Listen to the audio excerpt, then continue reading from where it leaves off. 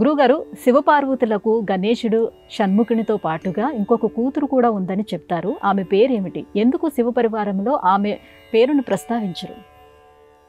శివుడు పార్వతితో కలిసి నందనవనంలో విహరిస్తున్న సమయంలో కల్పవృక్షం దగ్గర పార్వతీ పరమేశ్వరులిద్దరూ సమావేశమై ఉన్న సమయంలో పార్వతీదేవి హృదయంలో ఒక అద్భుతమైన కోరిక జనించింది. ఆ కోరికే అశోక సుందరి అన్నటువంటి స్త్రీమూర్తిగా అవతరించింది.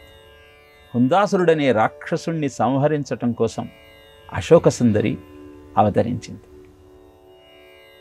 శివుడు పార్వతితో నహుషుడే ఈ అశోక సుందరికి భర్తగా లభిస్తాడు అని తెలియజేసిన నేపథ్యంలో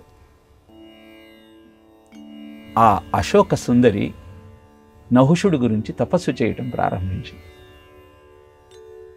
ఆమె సౌందర్యాన్ని చూసిన హుందాసురుడు ఆమెను అవమానించే ప్రయత్నం చేశాడు.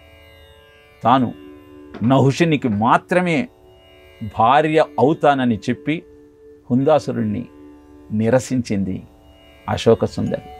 ఇంకా పుట్టని వాని కోసం ఎందుకీ తపస్సు అంటూ అవహేళన చేశాడు హుందాసురుడు. అయోనిజులకు భౌతికమైన శరీర ధర్మాలతో ఎలాంటి సంబంధము ఉండదు అంటూ నహుషుని కోసం తాను చేసే తపస్సును కొనసాగించింది.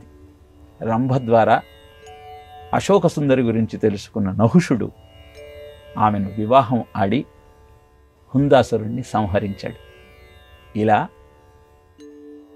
పార్వతీదేవి సంకల్పం నుంచి నందనవనంలో కల్పవృక్షం దగ్గర ఉద్భవించినది అశోక సుందరి. ఈమె కారణజన్మురాలు. గణపతి షణ్ముఖులు వీళ్ళిద్దరూ ఉపాస్య దైవాలు. అందుకే శివ కుటుంబంలో మనకు దర్శనమిస్తారు. హుందాసురుడనే రాక్షసుణ్ణి సంహరించటం కోసం పార్వతీదేవి సంకల్పం నుంచి ఉద్భవించిన కారణజన్మురాలైనటువంటి అశోక సుందరికి మనం ఆ ఉపాస్య దైవం స్థాయిని ఇవ్వలేదు కనుక ఆమె శివ కుటుంబంలో మనకు దర్శనం ఇవ్వదు.